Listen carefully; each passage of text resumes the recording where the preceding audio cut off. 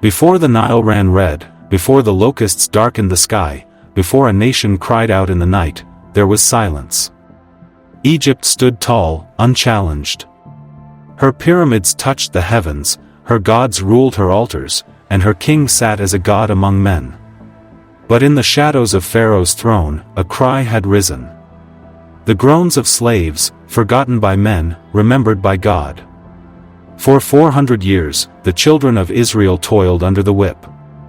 But God had not turned away, he had been waiting, for the fullness of time, for the breaking of pride. Then came the fire of the burning bush, a shepherd in exile, trembling before the voice of the Almighty. "Go," said the Lord, "tell Pharaoh, let my people go." So Moses returned to Egypt, not with chariots, not with armies, but with a staff and the word of the Lord. This was not a battle of empires, this was a confrontation between the Maker of heaven and the gods of Egypt, between stubborn pride and divine power. Pharaoh's heart was hard, he would not listen, he would not bow. And so, the plagues began.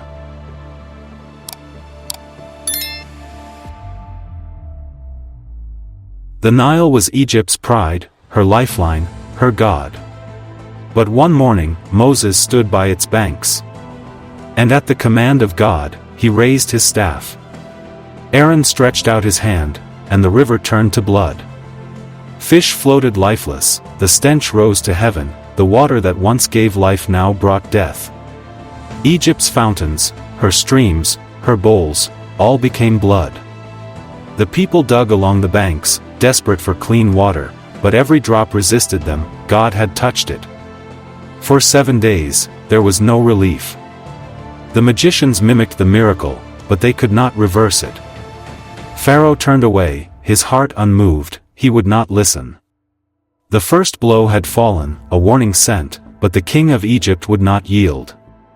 The God of Israel had spoken, and Egypt's God bled.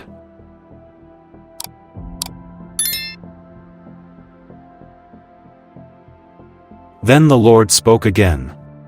"Let my people go, or I will plague your land with frogs." And from the rivers, the marshes, the ponds, they came.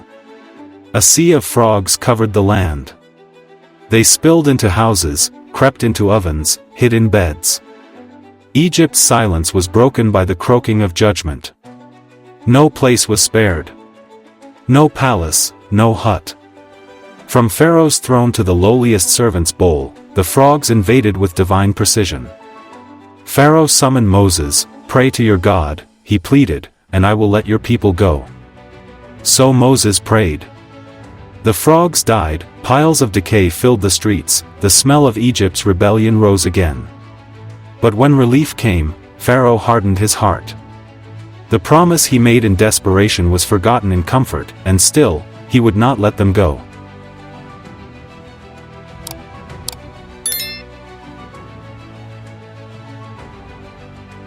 Then the Lord said to Moses, "Strike the dust of the earth." And Aaron stretched out his staff, he struck the ground, and the dust rose. Tiny forms began to move. Swarming, biting, alive. Gnats filled the air like smoke. They clung to the skin, crawled into ears, covered man and beast alike. It was as if even the earth turned against Egypt. The magicians tried again, but this time, they failed. No spell could summon life from dust. "This is the finger of God," they confessed, but Pharaoh's heart was stone. The warnings multiplied, the signs grew louder, but he closed his ears, and he closed his eyes. He would not bow.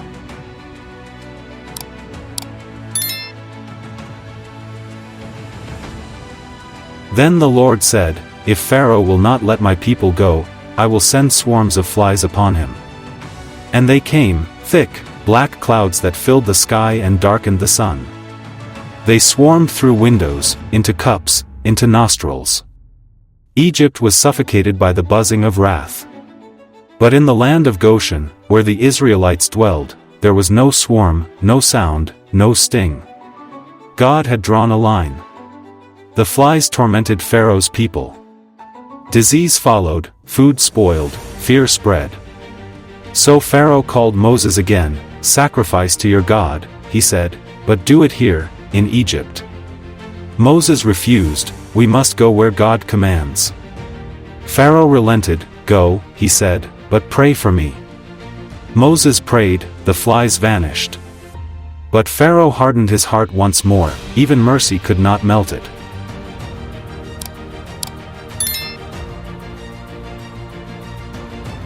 The Lord spoke again, "Let my people go. If you refuse, the hand of the Lord will strike your livestock." And at his word, disease swept through the fields.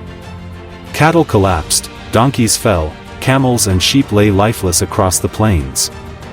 The strength of Egypt, its labor, its wealth, its pride, was silenced in the dust. But not in Goshen. There, every beast stood untouched, not even one of Israel's animals fell. Pharaoh sent men to see it for himself, and they returned with the truth. The distinction was real, God had made it clear. But still, Pharaoh's heart was unmoved, the weight of judgment was growing heavier, but his pride would not break.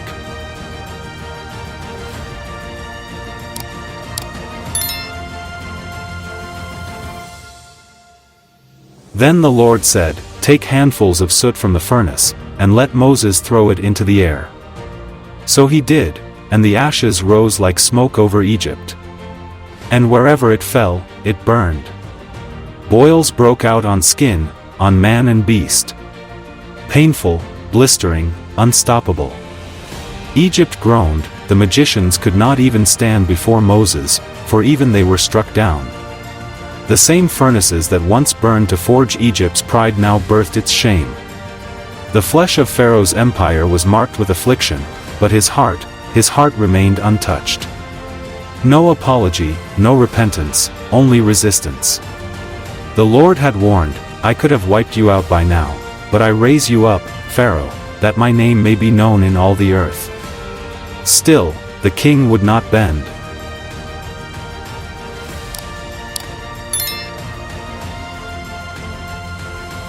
The Lord spoke again, "This time, I will send the full force of my plagues." Moses lifted his staff, and the sky answered. Thunder roared, lightning split the heavens, and from above, hail fell, unlike anything Egypt had ever seen. Fire streaked through ice, trees shattered, crops were crushed, fields were leveled in a single afternoon. But in Goshen, not a single stone fell. God had drawn the line again. Some Egyptians, hearing the warning, had brought their servants and animals indoors. They had begun to fear the word of the Lord. Pharaoh summoned Moses. "I have sinned," he said, "pray to your God. Stop the storm, and I will let your people go." So Moses prayed, the skies cleared. But Pharaoh lied, the storm ceased, but his rebellion did not.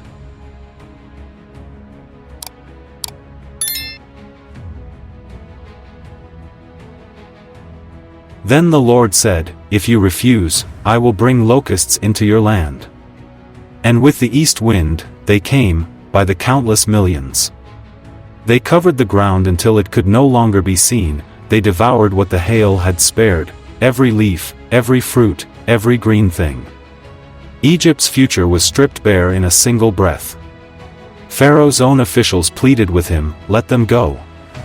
Don't you see Egypt is ruined?" So Pharaoh called Moses and Aaron again. "I have sinned against your God," he said, "forgive me, and pray for this plague to end." Moses prayed, and the Lord sent a west wind, and it swept the locusts into the sea. But once again, when relief came, Pharaoh's heart hardened. Judgment had shaken his land, but not his soul.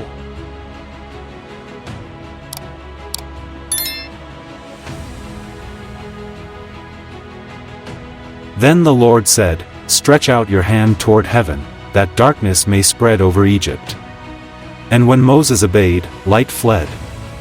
A thick, oppressive darkness fell, a darkness that could be felt. For 3 days, no one moved, no one saw another. Lamps gave no comfort, fires gave no warmth. It was as if Egypt had been buried alive, but in the homes of the Israelites, there was light. The message was clear, without the Lord, there is no dawn. Pharaoh summoned Moses again. "Go," he said, "take your women and children, but leave your flocks behind." Moses refused. "Not a hoof will remain, we do not know what the Lord will require." Pharaoh's voice turned cold. "Leave my presence," he said. "The next time you see my face, you will die." And Moses answered, "You have spoken truly, I will never see your face again."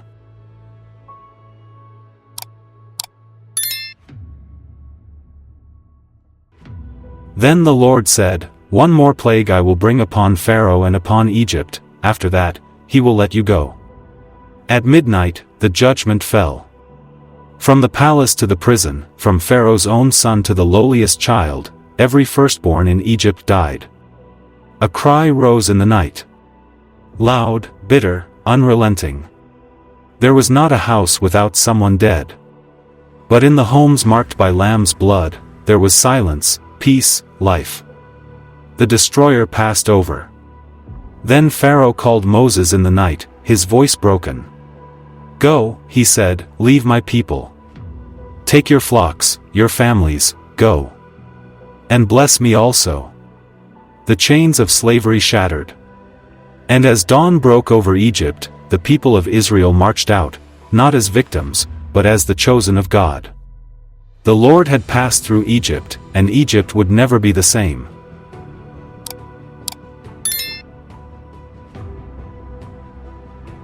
And so they came out, by the hundreds of thousands. Men, women, children. Led not by swords, but by the Spirit of God. The chains were gone, the whip silenced, Egypt stood still as its slaves walked free. For the first time in 400 years, Israel breathed as a nation.